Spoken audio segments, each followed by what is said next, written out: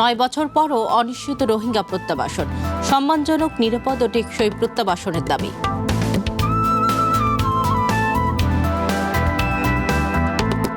বরগুনায় লোডশেডিংয়ে ব্যাহত বরফ কলের উৎপাদন, ঘাটে আটকা শত শত ট্রলার, বিপাকে জেলে আড়তদাররা।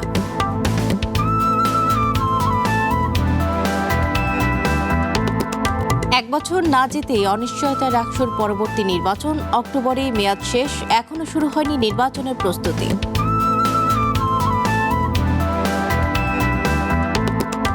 এবং অবৈধ দখল ও বর্জ্যে বেহাল বগুড়া শহর, অভিযানেও ফিরছে না শৃঙ্খলা, বিপাকে প্রশাসন।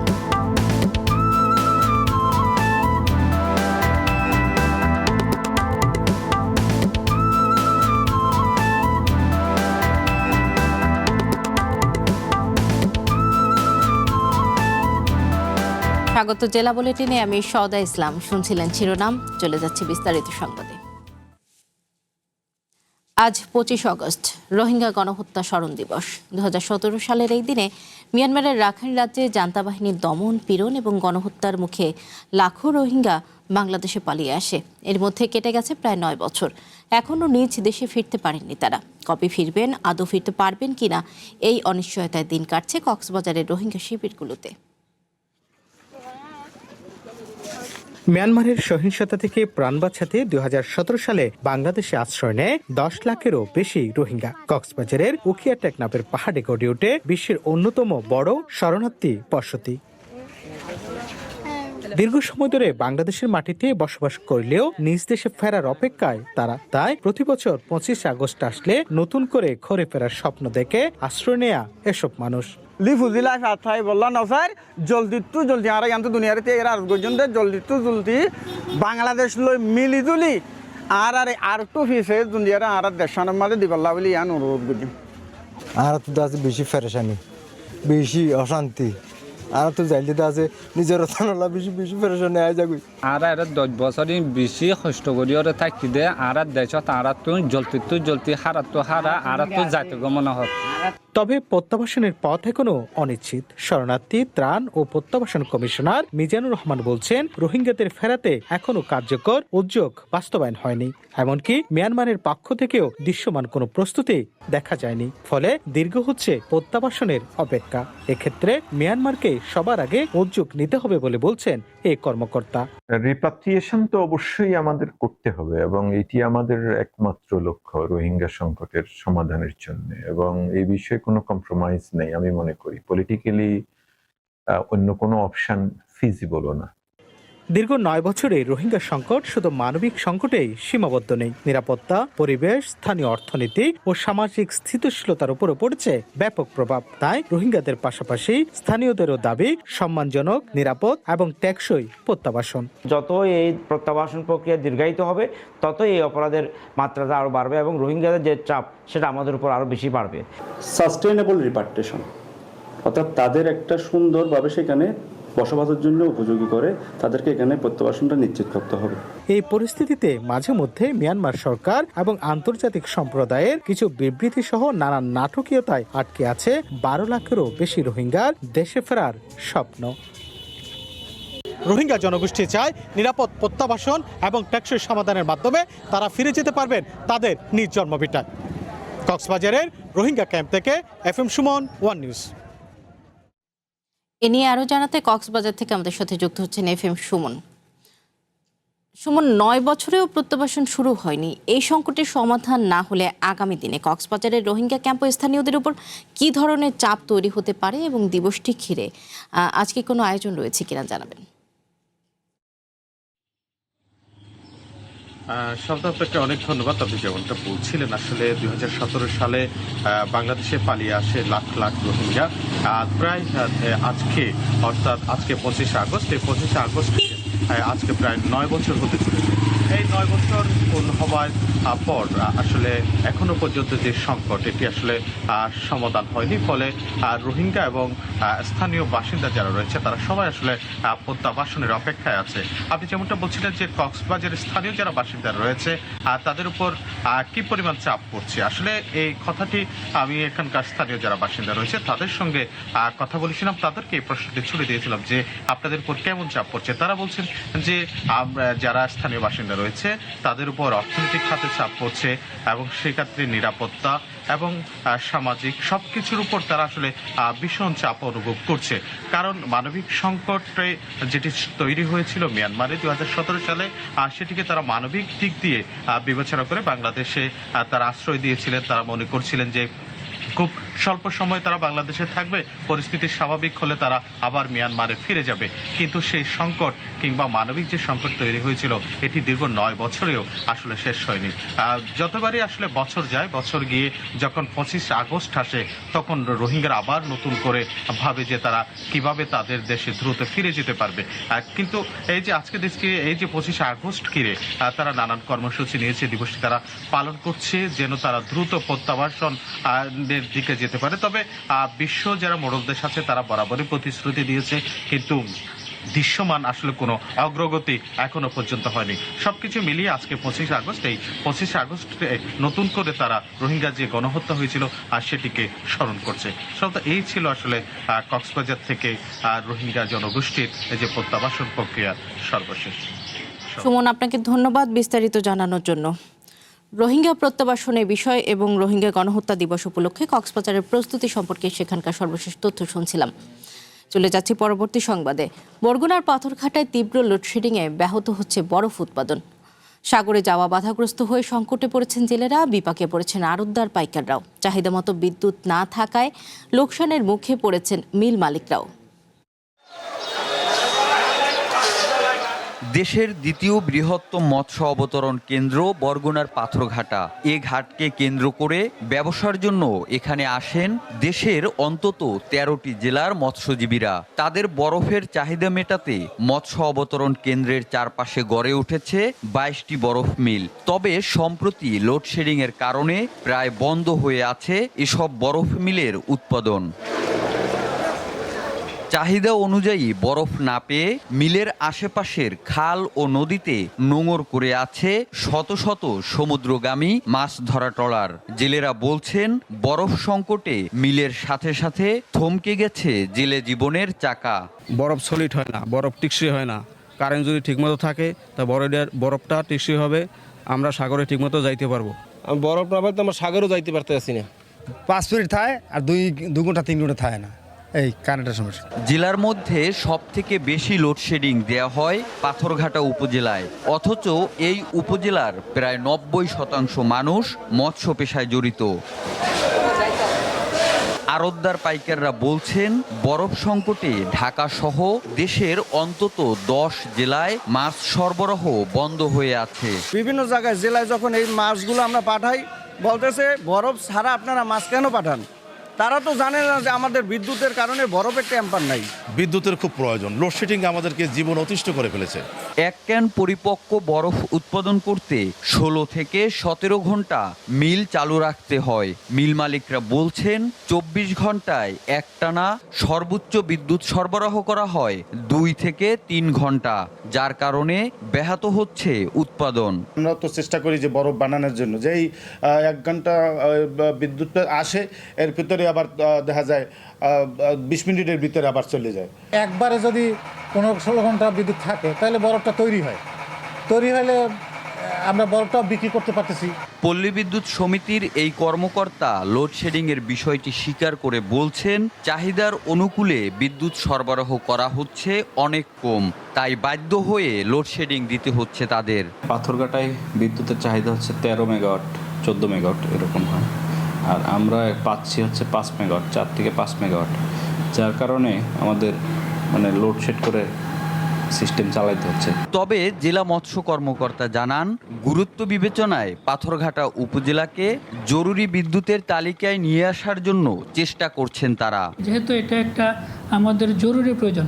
এটাকে জরুরি ঘোষণা করে বরফ কলে সরবরাহ বৃদ্ধি করা যায় কিনা এই বিষয়ে আমি আইন শৃঙ্খলা সভায় প্রস্তাব রাখবো এবং নিজেও পত্র লিখবো ঊর্ধ্বতন কর্তৃপক্ষের কাছে। পাথরঘাটায় প্রতিদিন বিদ্যুতের 14 মেগাওয়াট চাহিদার অনুকূলে সর্বোচ্চ বিদ্যুৎ সরবরাহ করা হয় 5.5 megawatt. Imran Titu, one news, Barguna. তীব্র গ্যাস সংকট ও বিদ্যুতের অসহনীয় লোডশেডিংয়ে স্থবির হয়ে পড়েছে জনজীবন। কলকারখানার উৎপাদন মারাত্মকভাবে ব্যাহত হচ্ছে। এ বিষয়ে আরও তথ্য জানাতে আমাদের সাথে যুক্ত হচ্ছেন খুলনা থেকে সোহেল মাহমুদ ও কুষ্টিয়া থেকে সোনিয়া আজম। প্রথমেই যেতে চাচ্ছি খুলনায়, সেখানে আছেন সোহেল। সোহেল, আপনার কাছে জানতে চাচ্ছি যে এই যে লোডশেডিংয়ের প্রভাব তো তীব্র থেকে তীব্রতর হচ্ছে, তো এই লোডশেডিংয়ের কারণে খুলনায় কী ধরনের প্রভাব পড়ছে জনজীবন এবং কলকারখানাগুলোতে, এবং এ থেকে উত্তরণের কোনো সমাধানের বিষয়ে বিদ্যুৎ বিভাগ থেকে জানিয়েছে কিনা জানাবেন।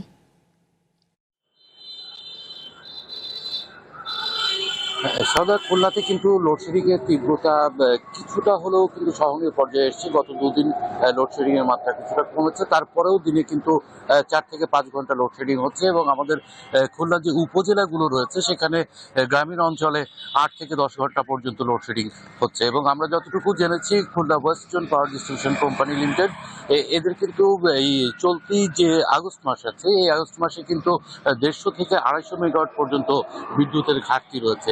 এই সরবরাহ কম থাকায় জাতীয় গ্রিডের অজুহাতে তারা বলছে যে সরবরাহ কম থাকায় কিন্তু এই লোডশেডিং তাদের দিতে হচ্ছে। এছাড়া খুলনা পল্লী বিদ্যুতেরও অবস্থা কিন্তু একই রকম এবং সেখানে অবস্থা আরও কিছুটা খারাপ। তবে খুলনা সিটি কর্পোরেশন এলাকায় মানুষ সাধারণভাবে কিছুটা বিদ্যুতের স্বস্তি থাকলেও উপজেলাগুলোর অবস্থা খারাপ। এছাড়া খুলনাতে যে 1000-এর বেশি আপনার শিল্প কারখানা রয়েছে বিসিকের, তাদের কিন্তু ছোট যে কারখানাগুলো তাদের বিদ্যুৎ ব্যবস্থায় কিন্তু বিকল্প কোনো ব্যবস্থা না থাকায় তারা কিন্তু বেশি সমস্যার মধ্যে পড়ছে। এবং খুলনায় যে 47টি মৎস্য প্রক্রিয়াজাতকরণ কেন্দ্র রয়েছে তাদের যে সংগঠন, তাদের সভাপতি তরিকুল ইসলাম জহির, ওনার সঙ্গে আমি কথা বলেছিলাম।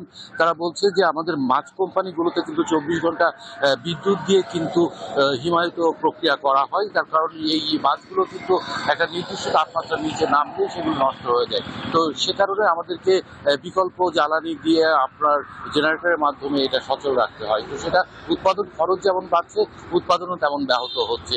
এছাড়া আমরা সাম্প্রতিক যে একটি তথ্য পেয়েছি যে যশোরের সাতসায় একটি মৎস্য ঘেরে প্রায় 15 কোটি টাকা মাছের ক্ষতি হয়েছে বলে একজন এএফ কোম্পানি যে মৎস্যঘের তারা অভিযোগ করেছেন। সেখানে বিদ্যুৎ না থাকায় অক্সিজেন ব্যবস্থাটা অচল ছিল, যে কারণে তারা এই ক্ষতি হয়েছে বলে দাবি করেছে। তবে পল্লী বিদ্যুৎ এটাকে নাকচ করে দিয়ে এর জন্য তদন্ত কমিটি গঠন করার জন্য আবেদন করেছে। সব মিলে বলা যায় যে খুলনার গরমের তীব্রতা এর পাশাপাশি অন্যান্য যে সমস্যাগুলো রয়েছে তাতে খুলনায় কিন্তু এখন জনজীবন একেবারে অসহনীয় পর্যায়ে রয়েছে বলে আমরা জানতে পেরেছি। তো সদাই এই ছিল খুলনা থেকে সর্বশেষ অবস্থা।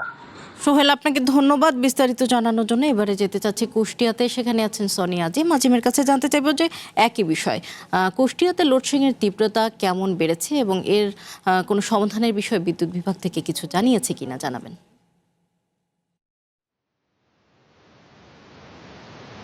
সদা একদিকে তীব্র গরম, অন্যদিকে সারা দেশে জ্বালানি সংকট, এর জাতাকলে পড়ে চরম বিপাকে কুষ্টিয়ার জনজীবন। কুষ্টিয়ায় কিন্তু এই পল্লী বিদ্যুতের 5.5 লাখ গ্রাহক, অন্যদিকে কুষ্টিয়ার বাংলাদেশের সরু সরু চালের যে বড় মোকাম কুষ্টিয়ার খাজানগরে একদম কিন্তু বিদ্যুতের অভাবে একেবারে প্রোডাকশন তলানিতে, যেখানে 24 ঘন্টার মধ্যে 5 থেকে 6 ঘন্টা বিদ্যুৎ হচ্ছে। আমি পল্লী বিদ্যুতের ডেপুটি জেনারেল ম্যানেজারের সাথে কথা বলেছিলাম, তিনি কিন্তু জানিয়েছেন যে 5.5 লক্ষ যে গ্রাহক আছে তার কিন্তু প্রতিদিন 180 থেকে 70 মেগাওয়াট চাহিদার বিপরীতে মাত্র 40 থেকে 50% বিদ্যুৎ পাচ্ছে তারা। তারই পরিপ্রেক্ষিতে সমন্বয় করে গ্রাহকদেরকে বিদ্যুৎ সরবরাহ করতে হচ্ছে। সেইখানে কিন্তু 12 থেকে 14 ঘন্টা লোডশেডিং এর দিতে হচ্ছে এই পল্লী বিদ্যুৎকে। এই লোডশেডিং এর ফলে ফলে একেবারে জনজীবন বিপর্যস্ত হয়ে পড়েছে। আধা ঘন্টা বিদ্যুৎ থাকলে আরো 2 ঘন্টা বিদ্যুৎ থাকছে না গ্রাহকের। এর ফলে কিন্তু চরম বিপাকে, একদিকে যেমন গ্রাহক, অন্যদিকে বিদ্যুৎ বিভাগও কিন্তু চরম বিপাকে পড়েছে। এরই পরিপ্রেক্ষিতে পল্লী বিদ্যুৎ কিন্তু কুষ্টিয়া পুলিশ সুপারের কাছে একটি আবেদন করেছে যে বিদ্যুৎ যে পয়েন্টগুলো আছে, যে রেগুলেটরগুলো আছে, সাব স্টেশনগুলো আছে, সেইখানে আইন শৃঙ্খলা পরিস্থিতি মোতায়েন করে তাদের যে বিদ্যুৎ রেগুলেটরগুলো বা সাব স্টেশনগুলো সেগুলো নিরাপত্তার জন্য তারা করেছে। কুষ্টিয়াতে কিন্তু এর আগেও পল্লী বিদ্যুৎ সহ পৃথিবীর বিভিন্ন সাব স্টেশনে হামলার ঘটনাও ঘটেছে। তারই পরিপ্রেক্ষিতে প্রশাসনের কাছে সহযোগিতা চেয়েছিল পল্লী বিদ্যুৎ। পল্লী বিদ্যুৎ বলছে যে জাতীয় গ্রিড থেকে প্রয়োজনের তুলনায় একেবারে অপ্রতুল বিদ্যুৎ পাওয়াই কিন্তু তাদের এই চরম বিপাকে পড়তে হচ্ছে। সেই সাথে কিন্তু বাংলাদেশে প্রধান যে সরু চালের মোকাম কুষ্টিয়া খাজানগরে, সেইখানে কিন্তু চালের বাজারে চরম প্রভাব পড়েছে, চাল উৎপাদনেও প্রভাব পড়েছে। যেখানে মিল মালিকরা বলছেন যে বিদ্যুৎ তারা 3 থেকে 4 ঘন্টা পাচ্ছে, সেইখানে তাদের প্রোডাকশন চালাতে কিন্তু ব্যক্তিগতভাবে যে জেনারেটরের উপরে তাদের নির্ভর করতে হচ্ছে, সেইখানে কিন্তু তাদের একটি খরচ, চাল উৎপাদনের খরচ বেড়ে যাচ্ছে। বেড়ে যেয়ে কিন্তু চালের বাজারে প্রভাব পড়তে পারে, তারা এমনটিও জানাচ্ছেন। এদিকে পল্লী বিদ্যুতের সাথে কথা বলেছি, তারা কিন্তু জানাচ্ছেন যে জাতীয় গ্রিড থেকে যতক্ষণ না পর্যন্ত তারা চাহিদা মতো অনুপাতে বিদ্যুৎ না পাবে, ততক্ষণ কিন্তু এই পরিস্থিতি স্বাভাবিক হবে না বলে তারা জানাচ্ছেন। তো এই বিষয় নিয়ে সাধারণ যে 5.5 লক্ষ পল্লী বিদ্যুতের গ্রাহক আছে, সেইখানে কিন্তু চরম বিপাকে পড়েছে। একদিকে যেমন গরম, অন্যদিকে তীব্র লোডশেডিং। এই ফলে কিন্তু কুষ্টিয়ার গ্রামীণ জনজীবনে ব্যাপক প্রভাব পড়েছে। তো সাউদা, এই ছিল কুষ্টিয়া থেকে বিদ্যুতের সর্বশেষ খবর। সোনিয়া জিম, আপনাকেও ধন্যবাদ বিস্তারিত জানানোর জন্য। বিদ্যুতের সংকটের বিষয়ে খুলনা এবং কুষ্টিয়া থেকে সর্বশেষ তথ্য শুনছিলাম। দীর্ঘ 35 বছরের অপেক্ষার পর গত বছর রাজশাহী বিশ্ববিদ্যালয়ে অনুষ্ঠিত হয় রাকসু নির্বাচন। নতুন নেতৃত্ব পায় বিশ্ববিদ্যালয়ের কেন্দ্রীয় ছাত্র সংসদ। তবে 1 বছর যেতে না যেতেই নির্বাচন নিয়ে তৈরি হয়েছে নতুন অনিশ্চয়তা। গঠনতন্ত্র অনুযায়ী বর্তমান কমিটির মেয়াদ শেষ হওয়ার পথে, কিন্তু নতুন নির্বাচন নিয়ে এখনও শুরু হয়নি কোনো দৃশ্যমান প্রস্তুতি।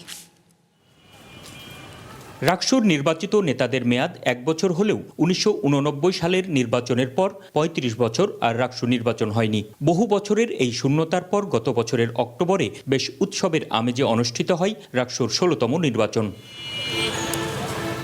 গেল কয়েক মাসে নির্বাচিত রাকসু নেতাদের বিরুদ্ধে দায়িত্ব পালনে ব্যর্থতার অভিযোগ প্রতিপক্ষ নেতাদের মুখে। প্রতিশ্রুতি পূরণে ব্যর্থতা, বিভিন্ন বিতর্কিত কর্মকাণ্ডের অভিযোগ তাদের বিরুদ্ধে। এরপরও বিভিন্ন রাজনৈতিক দল ও সাধারণ শিক্ষার্থীদের প্রত্যাশা নির্ধারিত 1 বছরের মধ্যেই নতুন নির্বাচন দেওয়ার। গত রাকসু নির্বাচনে যারা নির্বাচিত হয়েছে তারা শিক্ষার্থীদেরকে নানাভাবে হতাশ করেছে। তারা নানাভাবে যে দলীয় এজেন্ডা বাস্তবায়নে রাকসুকে ব্যবহার করেছে। যদি একটি নির্বাচিত সরকার এসে ছাত্র সংসদগুলোকে বন্ধ করে দেয়, তো এই ছাত্র রাজনীতিটা আবারও আগের কলুষিত জায়গায় চলে যাবে। আমরা চাই প্রতি বছর ছাত্র সংসদ নির্বাচন অবশ্যই হোক, কারণ এটা শিক্ষার্থীদের অধিকার আদায়ের একটা প্ল্যাটফর্ম।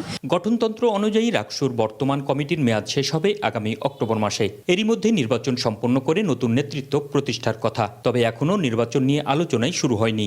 রাকসুর বর্তমান নেতারাও বলছেন কবে নাগাদ নির্বাচন হতে পারে এ নিয়ে রয়েছে ঘোর অনিশ্চয়তা। রাকসু নির্বাচন 36 বছর পর হলো, আবারও আমরা পরের রাকসু নির্বাচন আসলেই হবে কিনা সেটার ব্যাপারে আমরা কিন্তু অনিশ্চিত।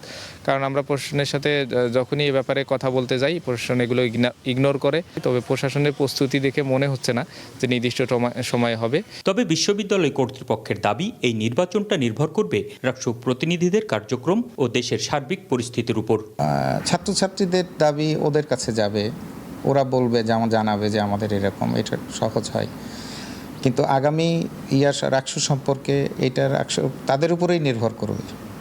প্রশাসন সবসময় আন্তরিক, তবে সেটি ডিপেন্ড করতেছে আসছে দিনগুলিতে কীরকম পরিস্থিতি থাকে তার উপরে। তো সেই রকম পরিবেশ যদি বিদ্যমান থাকে, সেই সুষ্ঠু পরিবেশ যদি থাকে, তাহলে অবশ্যই সেটা যথাসময়ে হওয়া উচিত বলে মনে করি।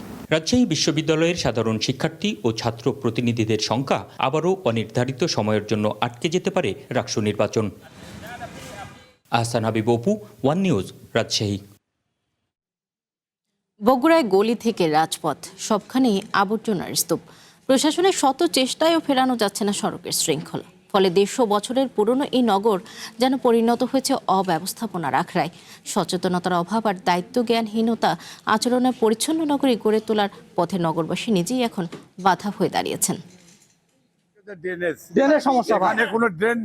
এমআর ইসলাম স্বাধীন বিএনপির এই নেতা দায়িত্ব পেয়েছেন বগুড়া সিটি কর্পোরেশনের প্রথম প্রশাসকের।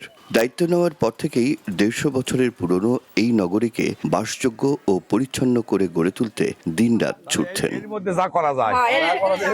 শহরের গুরুত্বপূর্ণ পয়েন্টগুলোর ফুটপাত হকার মুক্ত করতে নিয়মিতই চালানো হচ্ছে উচ্ছেদ অভিযান।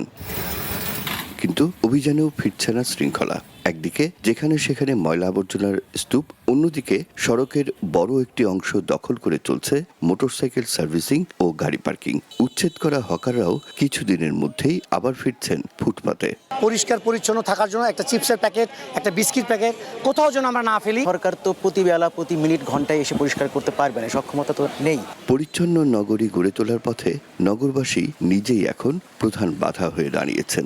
শহরের প্রধান সড়ক শেরপুর রোডের মফিজ পাগলার মোড়ের ফুটপাতকেই বানিয়ে ফেলা হয়েছে ময়লার ভাগাড়। পাশেই দাঁড়িয়ে থাকা সিএনজি ও অটোরিকশার লম্বা সারি।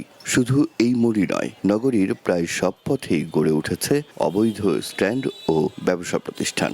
নিজেরা কেউ সচেতন না, সবাইকে সচেতন হতে হবে।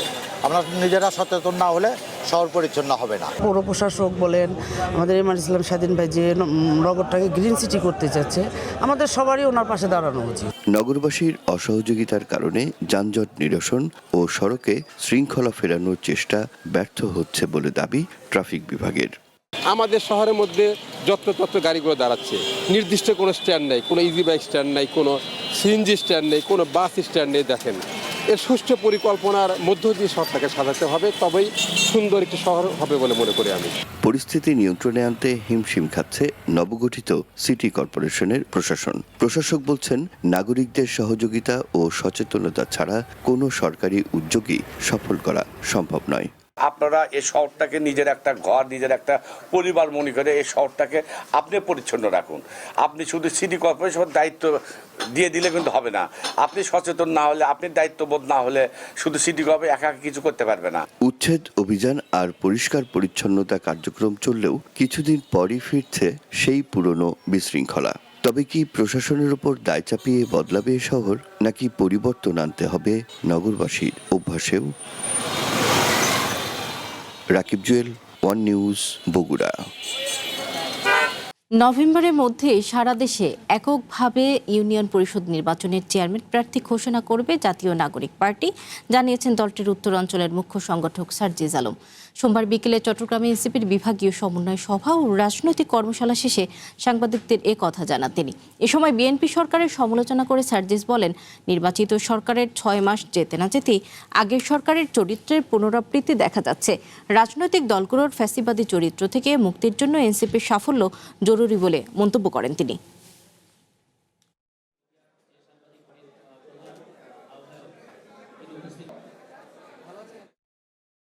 পূর্ববর্তী সরকারগুলোর যে একই চরিত্রের পুনরাবৃত্তি আমরা বিএনপির মধ্যে দেখতে পাচ্ছি, সেটা আমাদের মনে আশঙ্কা তৈরি করে। আগামীতে এর চেয়ে বেশি ফ্যাসিবাদী আচরণের প্রকাশ আমরা দেখতে পাওয়ার একটা সম্ভাবনা দেখছি। এবছরের নভেম্বরের মধ্যে বাংলাদেশের 5000 ইউনিয়নে এনসিপির পক্ষ থেকে এককভাবে চেয়ারম্যান পদপ্রার্থী ঘোষণা করা হবে। চাঁপাইনবাবগঞ্জে টানা 2 বছর ধরে বন্ধ রয়েছে সরকারি গম ক্রয়, কারণ চাহিদা অনুযায়ী গম সংগ্রহ করতে পারছে না খাদ্য অধিদপ্তর। এক্ষেত্রে কৃষকরা বলছে, মার্চের শেষ নাগাদ তারা গম ঘরে তোলেন, আর মে মাসে এগুলো কেনার উদ্যোগ নেয় সরকার। ফলে সময় মতো চাহিদাপত্র না দেয়ায় গম সংগ্রহ হয়নি 1 ছটাকও। এতে করে কৃষক ন্যায্য মূল্য থেকে বঞ্চিত হওয়ার পাশাপাশি ফেরত গেছে সরকারের প্রায় 400 কোটি টাকা। কৃষকদের ন্যায্য মূল্য নিশ্চিত করতে প্রতি বছর গম সংগ্রহ করে সরকার, অথচ দেশে অন্যতম গম উৎপাদনকারী জেলা চাঁপাইনবাবগঞ্জে টানা 2 বছর ধরে বন্ধ রয়েছে এই কার্যক্রম। অভিযোগ রয়েছে, সময়মতো সরকারি চাহিদাপত্র না আসায় গত 2 মৌসুমে গম কিনতে পারেনি খাদ্য বিভাগ। ফলে একদিকে ন্যায্য মূল্য থেকে বঞ্চিত হচ্ছেন চাষিরা, অন্যদিকে সরকারের বরাদ্দ দেয়া প্রায় 400 কোটি টাকা ফেরত গেছে। কৃষকদের দাবি, সরকার গম কেনায় ন্যায্য মূল্য পেয়ে এই অঞ্চলে গমের চাষ অনেকটাই বেড়েছিল, কিন্তু গত 2 বছর সরকারি সংগ্রহ বন্ধ থাকায় তারা চরম বিপাকে পড়েছেন। বাধ্য হয়ে স্থানীয় ফড়িয়া ও সিন্ডিকেট ব্যবসায়ীদের কাছে কম দামে গম বিক্রি করতে হচ্ছে। এতে উৎপাদন খরচ তুলতেই হিমশিম খাচ্ছেন তারা। গম আমাদের তৈরি হয়, দিতে পারি না, হয় নষ্ট হয়ে যায়। সরকার গম কিনে না, এখন যে খরচ হচ্ছে, খরচ গম ওই পানির খরচে গম মূল্য উঠে না, ফলে আমরা আর গম চাষও করতে পারি না। 60 মণ গম পেয়েছিলাম, আপনার 1300 টাকা করে বিক্রি করি। সরকার নিলে আমাদের ভালো হয়, সুবিধা হয়, দামটা ন্যায্য মূল্য পাই। চাঁপাইনবাবগঞ্জে সাধারণত মার্চ মাসের মধ্যেই কৃষকরা মাঠের গম কেটে ঘরে তুলে ফেলেন। কৃষকের ঘরে গম ওঠার সময়ের সাথে সমন্বয় না করে প্রতি বছর মে মাসে পাঠানো হচ্ছে গম সংগ্রহের চাহিদাপত্র। ততদিনে কৃষকের ঘরে আর কোনো গম অবশিষ্ট থাকে না। এই প্রশাসনিক সমন্বয়হীনতার কারণেই ভেস্তে যাচ্ছে সরকারের পুরো উদ্যোগ। ফলে লক্ষ্যমাত্রা থাকলেও সংগ্রহ করা সম্ভব হয় না। গম বলেন বা ধান বলেন, কৃষকের কাছ থেকে সরকার কিনলে একটু হলেও কৃষকরা লাভবান হয়। সে আলোকে বলা যায়, যদি কৃষক তাদের গম অথবা অন্যান্য কোনো পণ্য যদি খাদ্য বিভাগের কাছে বিক্রি করতে না পারে, একটু হলেও ক্ষতিগ্রস্ত হবে। এদিকে আগামী আমন মৌসুমে ধানের সঙ্গে গম সংগ্রহের উদ্যোগ নেওয়া হবে বলে জানিয়েছে জেলা খাদ্য নিয়ন্ত্রকের কার্যালয়। তবে আমরা বিষয়টা নিয়ে ঊর্ধ্বতন কর্তৃপক্ষের সঙ্গে আলোচনা করেছি। ঊর্ধ্বতন কর্তৃপক্ষ বিষয়টা বিবেচনা করে আমন সিজনের সঙ্গে যাতে গম সংগ্রহ করা যায় সেই ব্যবস্থা নেওয়ার প্রতিশ্রুতি দিয়েছে। গম সংগ্রহের সময় নির্ধারণে বাস্তবতার প্রতিফলন ঘটিয়ে দ্রুত কার্যকর পদক্ষেপ নেবে সরকার, এমনটাই প্রত্যাশা সংশ্লিষ্টদের। One national desk. চলতি আমন মৌসুমে দেশের সারের বাজারে অস্থিরতা তৈরি হয়েছে। বিভিন্ন জেলায় সরবরাহ থাকলেও অতিরিক্ত দামে কিনতে হচ্ছে সার। এ নিয়ে আরও জানাতে চাঁপাইনবাবগঞ্জ থেকে আমাদের সাথে যুক্ত হচ্ছেন তারেক রহমান এবং জয়পুরহাট থেকে আল কারিয়া চৌধুরী। শুরুতেই যাচ্ছি চাঁপাইনবাবগঞ্জে তারেকের কাছে। তারেক, আমন মৌসুমের সারের বাড়তি দাম নিয়ে কৃষকরা কি বলছেন, এবং এই যে বাড়তি দাম রয়েছে এর কারণে আমনের উৎপাদন খরচ কতটা বাড়তে পারে বা বাড়ার সম্ভাবনা রয়েছে কিনা জানাবেন। সদা, আপনি যেমনটি বলছেন যে চাঁপাইনবাবগঞ্জে এখন আমনের একেবারে ভরপুর মৌসুম চলছে। এই মৌসুমে কৃষকরা ব্যস্ত সময় পার করছেন, আমনের খেতে তারা কাজ করছেন এবং আমন রোপণ করছেন তারা। আমরা কথা বলেছিলাম কৃষকদের সঙ্গে, তারা বলছেন যে চলতি আমন মৌসুমে শুরু থেকে তারা হোঁচট খেয়েছেন সার নিয়ে, অর্থাৎ সার ডিলারদের কাছে যাচ্ছেন, এদিক সেদিক ঘুরছেন, কিন্তু তারা সার পাচ্ছে না। যদিও কোনো কোনো ডিলারের কাছে পাচ্ছেন, সেটিও তারা একেবারে ডবল দাম দিয়ে তাদেরকে কিনতে হচ্ছে। এতে তো উৎপাদন ব্যয় তো অবশ্যই বাড়বে, এছাড়াও যে তাদের যে ন্যায্য মূল্য সেটি নিয়েও কিন্তু তারা শঙ্কার কথা আমাদেরকে জানিয়েছেন।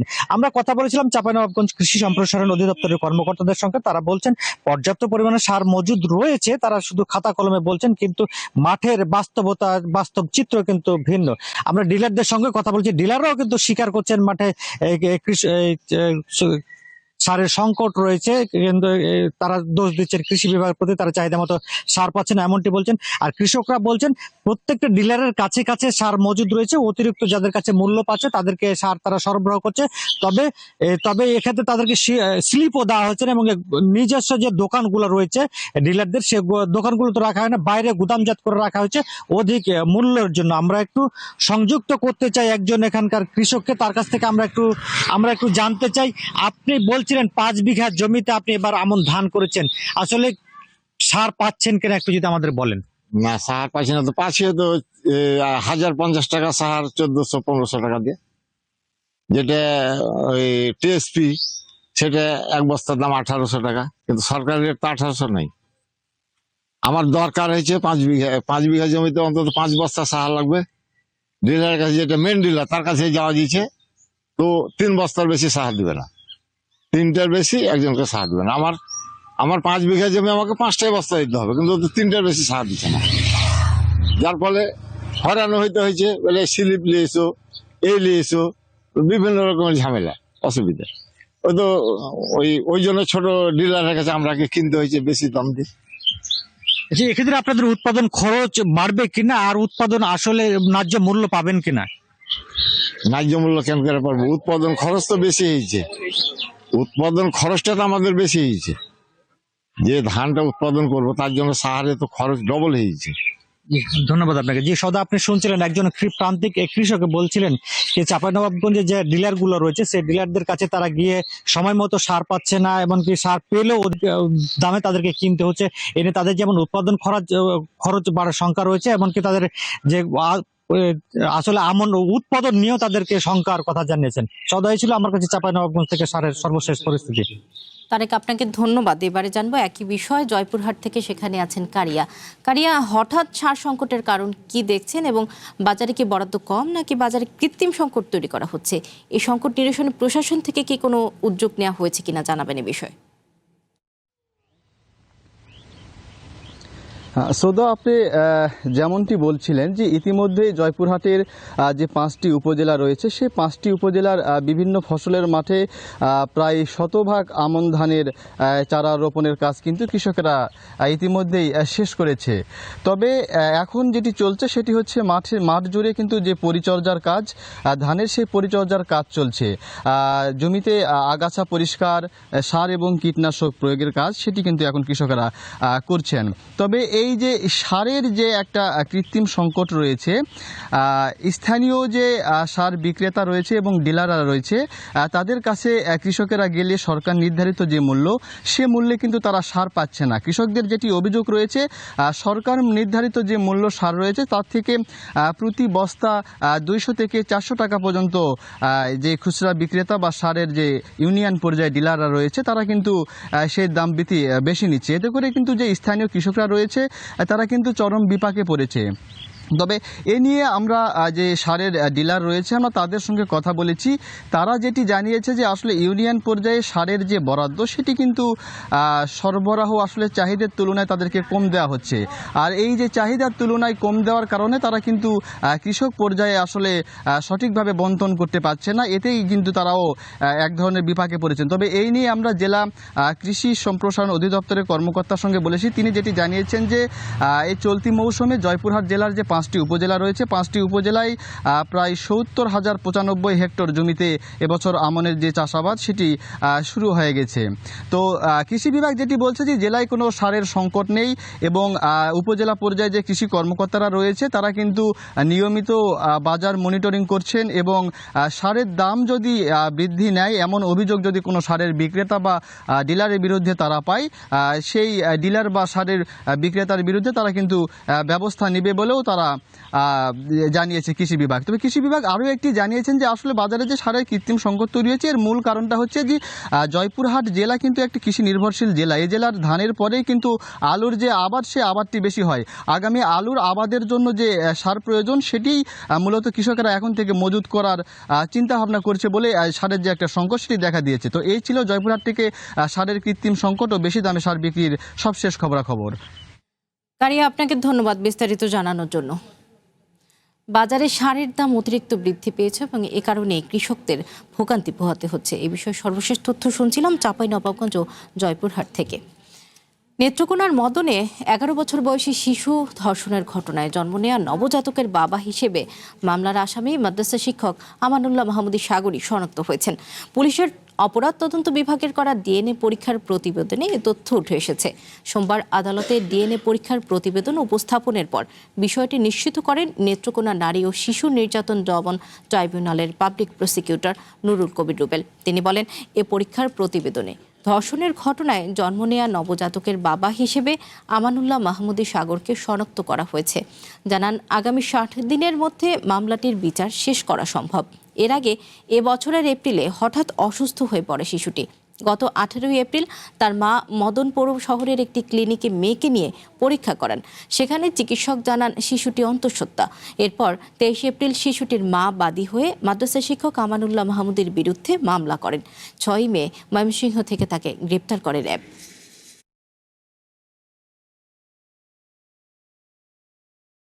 দখল আর ভরাটে অস্তিত্ব সংকটে মানিকগঞ্জের শিবালয় উপজেলার কাশাদহ খাল 1979 সালে সে সময় রাষ্ট্রপতি জিয়াউর রহমান খালটি খনন করেন।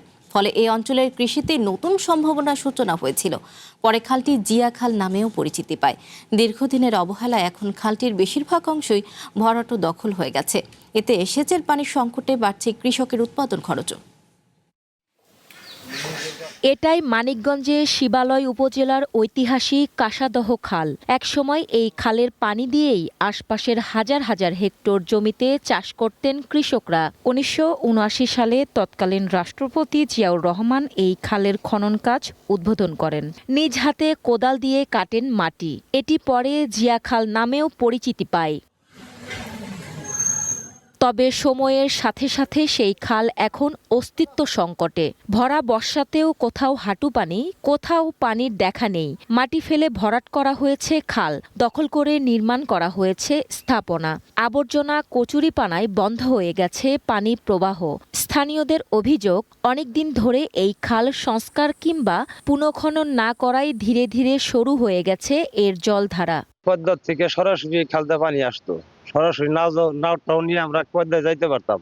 এখন তো আমরা পারি না, খালটা ভরার কারণে। খনন করছিল তখন খালটা খুব সুন্দর ছিল, এখন তো খালটা একবারে গলে গেছে, পানি পুনি নাই, একবারে শুকনো। মানুষ ঠিক মতো পানি পায় না, জমিন আবাদ করতে পারে না। শুধু খাল দখলের কারণে সেচের পানি পাচ্ছে না কৃষকরা। এতে তাদের ভরসার ডিজেল চালিত শ্যালো ও অন্যান্য সেচ যন্ত্রের ফলে বাড়ছে জ্বালানি খরচ। আর ফসল উৎপাদনে কৃষককে গুনতে হচ্ছে বাড়তি টাকা, চাপছে ঋণের বোঝাও। নদীর থেকে পানি না আসলে খালে পানি থাকে না, খাল শুকায় যায়, আমাকে পানির অভাব হয়। কৃষি কাজ করা অনেক সমস্যা যাইতেছে, যার কারণে আমাদের কৃষি কাজের ব্যয়বহুল খরচ হওয়া ধরছে। খালটা পূর্ণ খনন হলে আমাদের কৃষি কাজের জন্য সুবিধা হতো এবং আমাদের কৃষি কাজের যে ব্যয়টা এটা অনেকটাই কমে যেত এবং সহনীয় হতো। এই অর্থ বছরে খালটি পুনঃখনন করার পরিকল্পনা রয়েছে বলে জানালেন পানি উন্নয়ন বোর্ডের নির্বাহী প্রকৌশলী। এতে শুধু সেচ সমস্যার সমাধান হবে না, বাড়বে এলাকার সৌন্দর্যও। ইতিমধ্যে প্রকল্পে অন্তর্ভুক্ত করার লক্ষ্যে প্রায় 4 কিলোমিটার দৈর্ঘ্যের খালটি আমরা ডিপি প্রণয়নের জন্য সেটি আমরা পানি উন্নয়ন বোর্ডের হেড অফিসে পাঠিয়েছি এবং সেটা অবশ্যই ইনশাল্লাহ সেই খালটি প্রকল্প অন্তর্ভুক্ত থাকবে এবং সেই প্রকল্পটি অনুমোদিত হলে আমরা সেই খালটি পুনঃখনন করব। কাসাদহ খাল পুনঃখননে শুধু ঐতিহাসিক স্মৃতি সংরক্ষণ হবে না, বরং এই অঞ্চলের কৃষিতে ফিরবে নতুন গতি। One national desk. সরকার যখন সারা দেশে নদী, খাল পুনর্খননের মাধ্যমে পানি নিষ্কাশনের ব্যবস্থা সচলের উদ্যোগ নিয়েছে, ঠিক তখনই মুন্সিগঞ্জের বিভিন্ন এলাকায় দেখা গেছে উল্টো চিত্র। পানি নিষ্কাশনের পথ বন্ধ থাকায় সামান্য বৃষ্টিতেই তৈরি হচ্ছে জলাবদ্ধতা। কোথাও কালভার্টের মুখ মাটি বালুতে বন্ধ, আবার কোথাও খাল নালা দখল ও ভরাটের কারণে বাধাগ্রস্ত হচ্ছে পানির স্বাভাবিক প্রবাহ। একসময় এসব কালভার্ট ও খাল দিয়েই সহজে বৃষ্টির পানি নিষ্কাশন হতো, কিন্তু অপরিকল্পিত উন্নয়ন, খাল ভরাট আর অবৈধ দখলে সংকুচিত হয়েছে পানি প্রবাহের পথ। কোথাও আবার কালভার্টের মুখ পুরোপুরি বন্ধ হয়ে গেছে। সামান্য বৃষ্টিতেই পানি জমে জলাবদ্ধতা তৈরি হচ্ছে মুন্সিগঞ্জের টঙ্গিবাড়ি ও লোহজংয়ের বিভিন্ন এলাকার কৃষি জমিতে।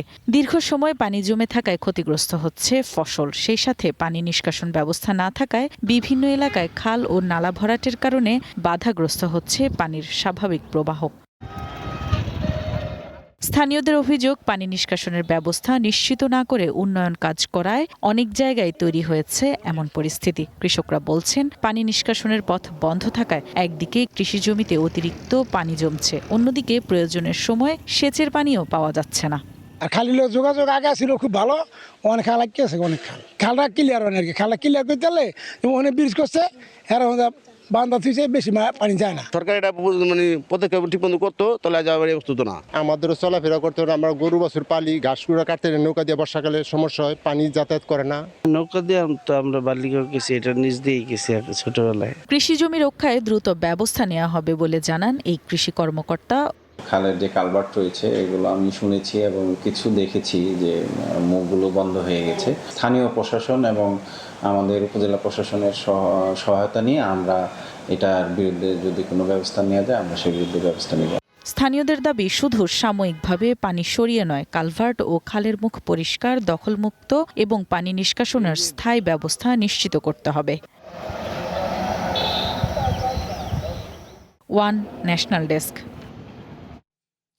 দেশে হামের উপসর্গ আরও একজনের দেশে হামের উপসর্গে একদিনে আরও 5 জনের মৃত্যু হয়েছে। এর মধ্যে ঢাকাতেই মারা গেছে 3 জন। একই সময় নতুন করে হামের উপসর্গ দেখা দিয়েছে 1139 জনের শরীরে। রবিবার স্বাস্থ্য অধিদপ্তরের হামের পরিস্থিতি বিষয়ক নিয়মিত প্রতিবেদনে সব তথ্য জানানো হয়। এতে বলা হয়, গত 15 মার্চ থেকে এখন পর্যন্ত হামের উপসর্গ নিয়ে 839 শিশুর মৃত্যু হয়েছে। একই সময় নিশ্চিত হামে মারা গেছে 99 জন। সব মিলিয়ে হামের উপসর্গ ও নিশ্চিত হামে মৃতের সংখ্যা দাঁড়িয়েছে 938 জনে। গত 24 ঘন্টায় নিশ্চিত হামে আক্রান্ত 83 জন সহ 15 মার্চ থেকে এ পর্যন্ত দেশে মোট 18,487 জনের শরীরে হাম শনাক্ত হয়েছে।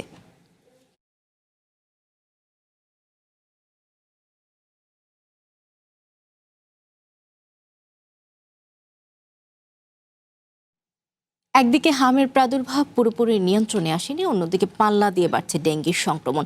প্রতিদিনই হাসপাতালে ভর্তি হচ্ছেন নতুন নতুন রোগী। এ নিয়ে আরও তথ্য জানাতে বগুড়া থেকে আমাদের সাথে যুক্ত হচ্ছেন রাকিব জুয়েল ও পিরোজপুর থেকে শাফিউল মিল্লাত। শুরুতেই যাব বগুড়াতে, সেখানকার খবর জানবো রাকিবের কাছ থেকে। রাকিব, জেলায় বর্তমানে ডেঙ্গির প্রকোপ কেমন দেখছেন এবং এ বিষয়ে সাধারণ মানুষকে সচেতন করতে প্রশাসন থেকে কি কোনো পদক্ষেপ নেওয়া হয়েছে কিনা জানাবেন।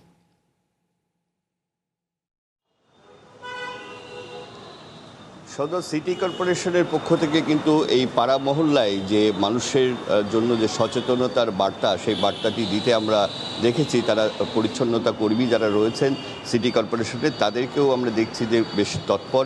তবে মানুষ কিন্তু সচেতন হচ্ছে না, এমন অভিযোগ কিন্তু ঘুরে ফিরে আসছে। আমি এখন রয়েছি বগুড়ার মোহাম্মদ আলী হাসপাতালে। এই হাসপাতালটি সরকারি একটি হাসপাতাল, 250 শয্যার। বগুড়ায় আরও একটি হাসপাতাল আছে, সেটি শহীদ জিয়াউর রহমান মেডিকেল কলেজ হাসপাতাল। এই দুইটি হাসপাতাল মিলিয়ে কিন্তু এই ডেঙ্গু রোগীদের চিকিৎসা চলছে বগুড়ায় সরকারি দুইটি হাসপাতালে।